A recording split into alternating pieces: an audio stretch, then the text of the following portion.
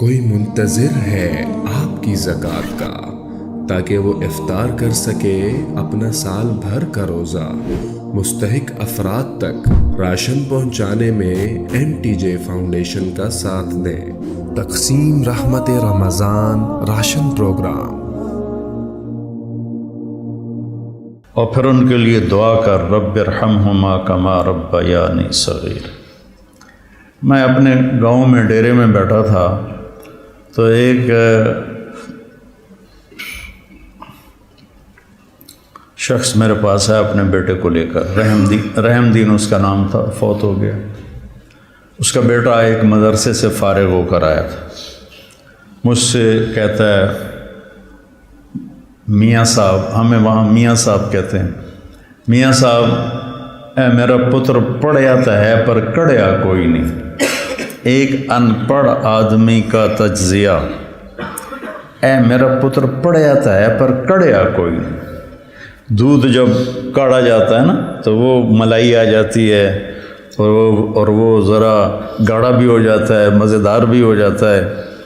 تو ہمارے بچپن میں اتنے بڑے بڑے گڑھوں میں سارا دن دودھ کے نیچے اپلے وہ جلتے رہتے تھے اور وہ اتنی بڑی ملائی کی تہ اس پہ آتی تھی اور پیلا زرد ہو جاتا تھا، تو وہ بہت پسند کیا جاتا تھا پینے میں بھی، اس کی ملائی کھانے میں۔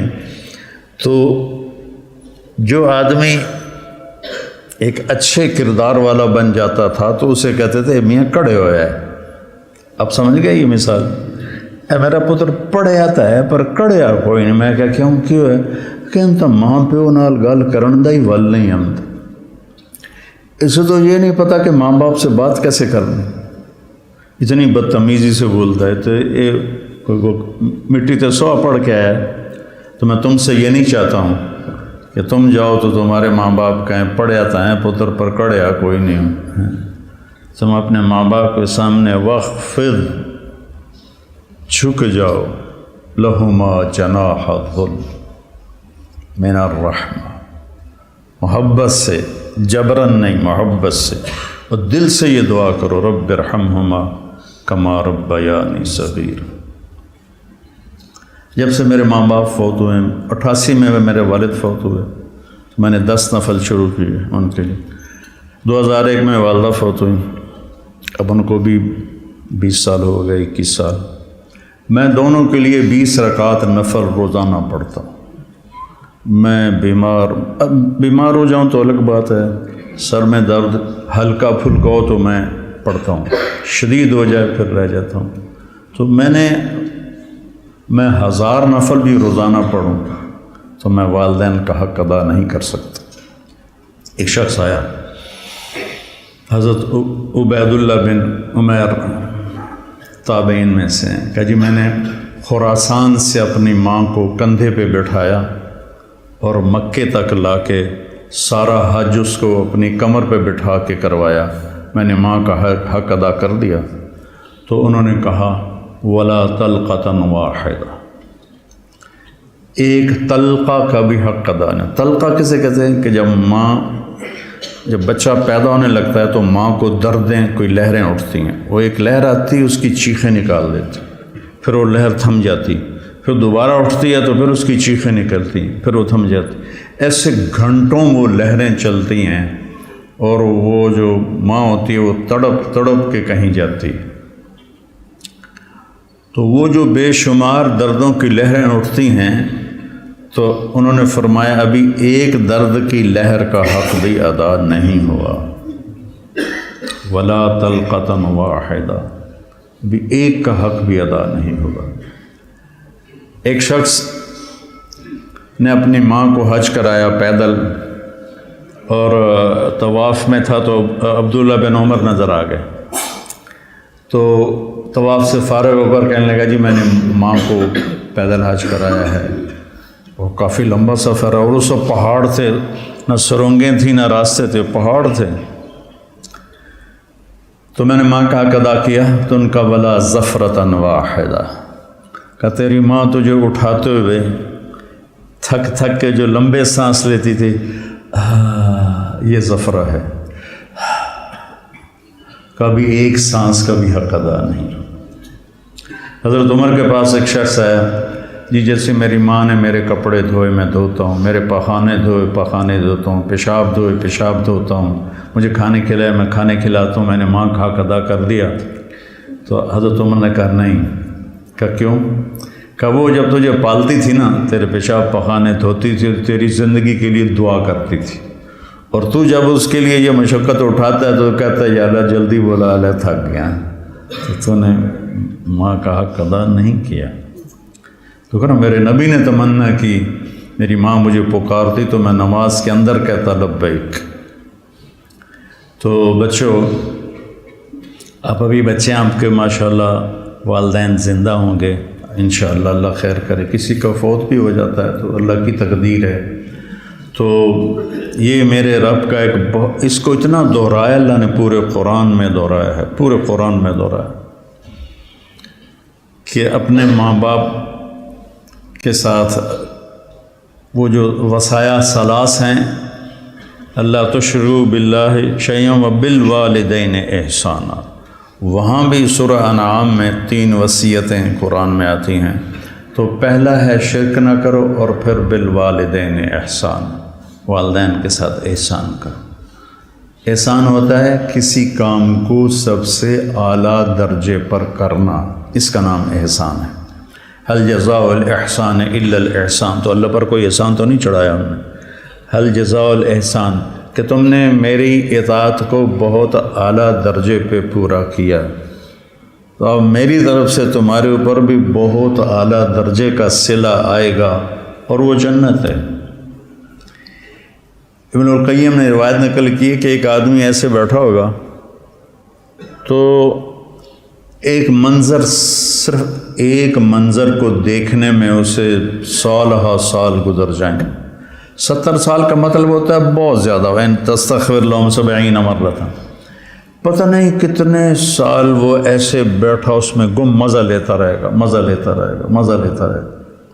یہ تو تھوڑی دیر کے بعد ہماری طبیعت بھر جاتی ہے، بس یار بس۔ پہلی دفعہ میں گیا کینیڈا تو میں نے خود کہا نیاگرا فال جانا ہے، دنیا کی سب سے بڑی جو آبشار ہے وہ نیاگرا ہے، عجب اللہ کی قدرت ہے، دیکھ کے حیرانی ہوتی۔ تو ہم شوق سے گئے۔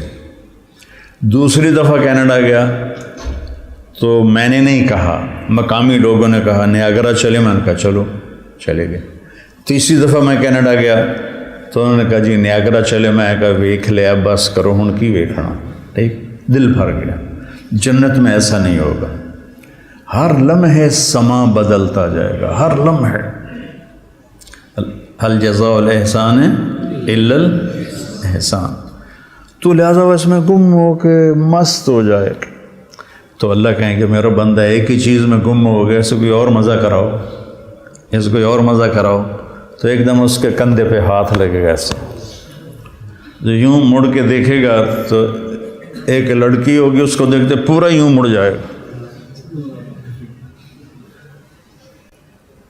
وہ کہے گی امالک فینا من رغبت، آپ کو ہماری کوئی ضرورت ہے؟ میں قربان جاواں، ضرورت تو بڑی ہے۔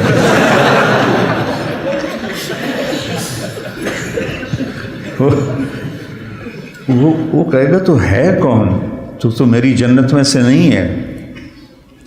تو وہ کہے گی انا من اللواتی قال اللہ تعالی ولدینا مزید، میں ان میں سے ہوں جن کے بارے میں تیرے رب نے کہا ہے صرف ایک دفعہ دینے کے بعد بس نہیں کروں گا، ولدینا مزید، دیتا ہی جاؤں گا، دیتا ہی جاؤں گا، دیتا ہی جاؤں گا۔ هل جزاء الاحسان الا الاحسان، تو وبالوالدین احسان کہا ہے، خدمت نہیں کہا، اچھا سلوک نہیں کہا، سب سے اعلیٰ درجے کا جو سلوک تم کر سکتے ہو کرو۔ میرے والد تبلیغ کے مجھے گھر سے نکالا تو قائل کیسے ہوئے؟ جب میں رائمنڈ سے آتا تو ان کو جسمانی خدمت کرتا تھا، حالانکہ نوکر ہوتے تھے، دبانے والے، تیل لگانے والے، سارے کام کرنے والے، لیکن جب وہ رات کو لیٹتے تو میں نوکروں کو بھگا دیتا اور میں اکیلا ان کو دباتا تھا، پھر ان کے سر میں تیل لگاتا تھا۔ اس خدمت نے ان کے دل کو رام کر دیا، کیونکہ پہلے میں ذرا گستاخ تھا، بدتمیز تھا. تو گھر میں جو دعوت ہے وہ اخلاق سے چلتی ہے. وہ یہ نہیں کہ آپ بیوی کو بٹھا کے دعوت دینا شروع کر دو کہ بیگم دنیا فانی ہے.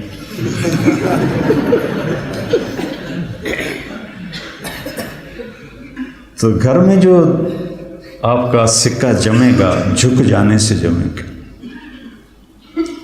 ماں باپ کے لیے چائے بناؤ، کپڑے دھو، ان کو دباؤ، ان کے سر میں تیل لگاؤ، ان کی آنکھ کا اشارہ سمجھو، تو میں سمجھوں گا کہ آپ نے صحیح قرآن پڑھا ہے.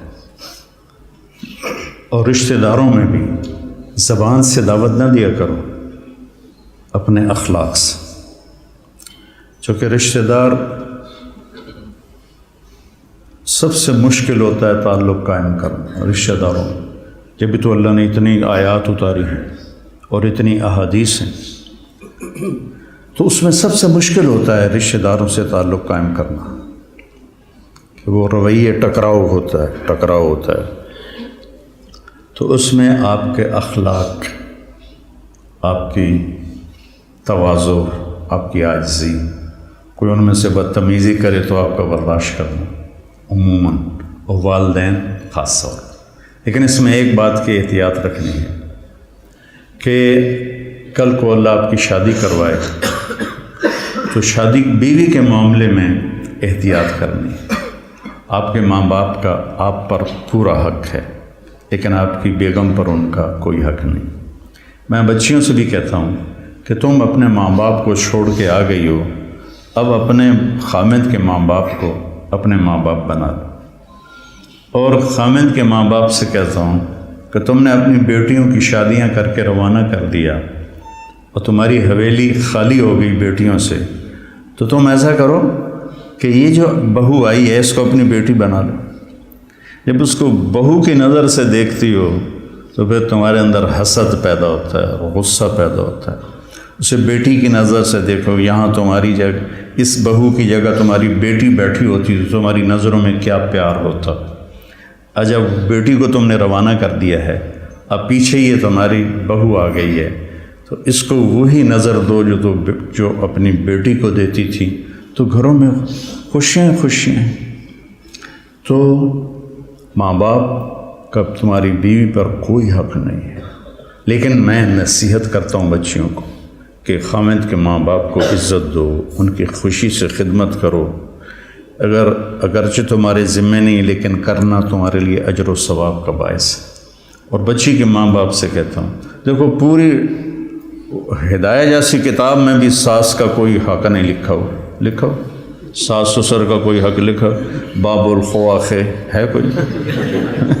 کیوں جی مولوی زبیر صاحب، باب الخواخ کوئی نہیں ہے. خامد اور بیوی کے حقوق، اولاد کے حقوق. تو میری ذمہ اپنی ماں باپ کی خدمت ہے. میری بیوی خوشی سے تیار ہو جائے تو اس کا احسان ہے، اس کی نیکی ہے. زبردستی کر کے میں کروں ورنہ میں تجھے نکال دوں گا تو یہ ظلم ہے. ماں باپ کے کہنے پہ طلاق نہیں دینی. طلاق دے دو، بڑی نافرمان ہے. اپنی بیٹی کے لیے کہتے ہیں وہیں رہو، وس کے رہو ساڑھے کو نام ہی. اور بہو کو کہتے ہیں طلاق دے دو اسے، کسی کی بیٹی ہے. تو اس میں اعتدال کا راستہ اختیار کرنا یہ آپ لوگوں کے ذمے ہے. اور جب بھی بیوی کی تمہیں شکایت سننے کو ملے، پہلے تحقیق کرنا، پھر کوئی بات کرنا. عموماً شکایتیں غلط ہوتی ہیں. ایک ہماری رشتے میں پڑنانی تھی، رشتے میں مجھے ابھی پتہ ہی نہیں کہ وہ میری کیا لگتی تھی. تو وہ آئی میری نانی کے گھر، تو اندر پردے نال اس کی بہو پیچھے آ رہی تھی. میری نانی نے آندی ہے تو میرے کو پوچھنا ہے اے تھوڑا رنگ پیلا کیوں ہو گیا ہے. یہ انہوں سمجھا رہی ہے کہ تو میرے کو پوچھنا تو رنگ پیلا کیوں ہو گیا. اچھا وہ میری نانی کا ان سے کوئی بانجی بھتیجی کا رشتہ تھا، تو انہوں نے کہا جی ٹھیک ہے جی نانی جی۔ وہ پچھو بہو آ گئی، سلام دعا کے بعد وہ کہنے لگی خالہ جی تھوڑا رنگ بڑا پھکا پی گیا، ہاں نہ دودھ پلائندی ہے، نہ چاہ پیوائندی ہے، نہ انڈے کھوائندی ہے، نہ روٹی دا پوچھدی ہے، نہ پانی دا پوچھدی ہے۔ اگو وہ بھی تھی یہ کودے نو تو وہ کودے تیرا، سی کا بھائی بگھیرا، یہ کودے نو تو وہ کودے تیرا۔ اگو اس نے بھی لے لیا ہاتھوں ہاتھ، ہر شے کھا جانی ہے تو ہلی پہ آنی ہے، میں تین کچھ نہیں پوچھ دیا۔ تو بیٹا یہ ایک زندگی ہے جو میں کوشش کرتا ہوں کہ آپ وہ زندگی سیکھیں۔ کیف عاملہم بھی اسی لیے نصاب میں داخل کی کہ آپ کو پتہ چلے کہ زندگی گزارنی کیسے۔ اللہ نے شروع سے مجھے ایک بڑی فیملی میں پیدا کیا، بچپن سے نوکروں کی بہتات۔ میری شادی ہوئی، ٹھیک ہے، میری بیوی فیصل آباد، اور اس وقت دیہات کچی سڑکیں 83 میں، بجلی بھی اس وقت کوئی نہیں تھی۔ وہ بیچاری گھبرائی ہوئی، ایک ہماری جانگلی زبان اسے سمجھ میں نہ آئے، وہ یہاں فیصل آباد کی، وہ گھبرائی ہو۔ میں اس کو حوصلہ تسلی کے لیے بڑی ہمت افزائی کرتا، تو پوری ایک کچہری لگی، پھوپھیاں ماسیاں کٹھیاں۔ اچھا، میری ماں کو میرے والد چولہے پہ نہیں بیٹھنے دیتے تھے، زیادہ سے زیادہ یہ تھا کہ وہ جب سالن پک کے آتا تھا تو وہ تقسیم کر دیتی تھی، ورنہ وہ بھی نوکرانی کرتی تھی۔ تو میرے والد یعنی میری ماں کا بڑا احترام کرتے تھے۔ وہ کہتے تھے نوکر کیڑے کس واسطے جے تم ہی چولہے تے جاتے بہ جانا، تم چولہے تے نہیں بہنا۔ تو اب یہ میں اپنی آنکھوں سے دیکھ کے پروان چڑھاؤں۔ 30 برس کی عمر میں میری شادی ہوئی، 30 سال میں نے اپنی ماں کو دیکھا کہ وہ چولہے تے نہیں ہوندی۔ میری ماں کو روٹی بنانی نہیں آتی تھی، کدی شوق نال بنے دی تو ادھی دے جاندی کیوں کبھی بنائی جو نہیں۔ اب مقدمہ ہو رہا ہے، ماں تیری چولہے تے سڑدی پئی ہوندی ہے تے بیوی تیری ٹھک کے منجے تے بیٹھی ہوندی۔ یہ میرے گھر میں ہو رہا ہے، ماں تیری چولہے تے سڑدی پئی ہوندی ہے تے بیگم تیری ٹھک تے منجی تے بیٹھی ہوندی ہے۔ میں ہس پیا، میں کہ میری ماں کداں چولہے تے سڑی ہے، میں بھی تھائیں جمیا تھائیں وڈا ہویا، میں دسو تو صحیح میری ماں کداں چولہے تے سڑی ہے۔ یہ ہماری معاشرت ہے، تو اس سے آپ لوگوں نے پرہیز کرنا ہے، عدل کرنا ہے۔ الگ رہنے کا انتظام کر سکو اسبابوں تو بہت اچھا ہے، اکٹھے رہنے کا ہے تو پھر بیوی کو پناہ دو، اس کو اپنے ماں باپ کی شدت سے بچاؤ۔ بیوی میں بدتمیزی ہے تو ماں باپ کو بچاؤ۔ بعض لڑکیاں ایسی بدتمیز ہوتی ہیں، ایسی زبان دراز ہوتی ہیں کہ نہ کسی کی عزت کو دیکھتی ہیں، نہ کسی کے مقام کو دیکھتی ہیں، اور بہت ہی لمبی زبان۔ ایک دفعہ ساتھ 2 واقعے میرے ساتھ پیش آئے۔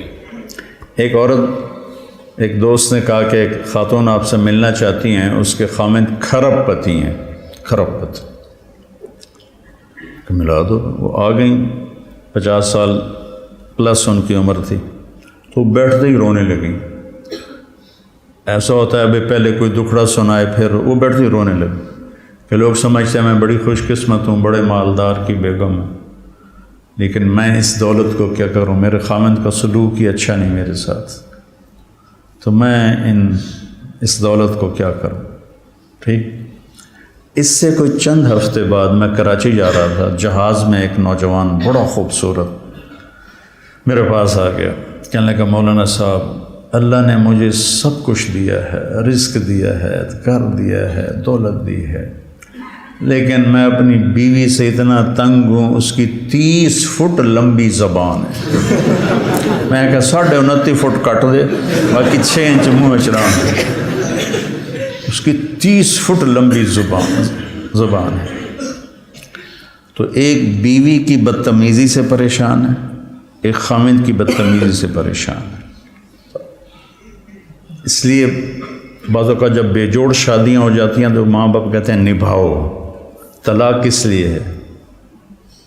طلاق اس لیے ہے اگر خامد بدتمیز ہے تو ان کی عادت نہیں بدلے گی، بچی کو فارغ کرا لو. بچی بدتمیز ہے تو اپنے بچے کو ذلیل نہ کرو، فارغ کرا دو. اللہ نے طلاق اس لیے رکھی. تو میرے عزیزو، یہ زندگی کے اسباق ہیں جو اتنے ہی ضروری ہیں جتنے ہم باقی اسباق کو پڑھتے ہیں. کوئی منتظر ہے آپ کی زکوٰۃ کا تاکہ وہ افطار کر سکے اپنا سال بھر کا روزہ. مستحق افراد تک راشن پہنچانے میں MTJ فاؤنڈیشن کا ساتھ دیں. تقسیم رحمت رمضان راشن پروگرام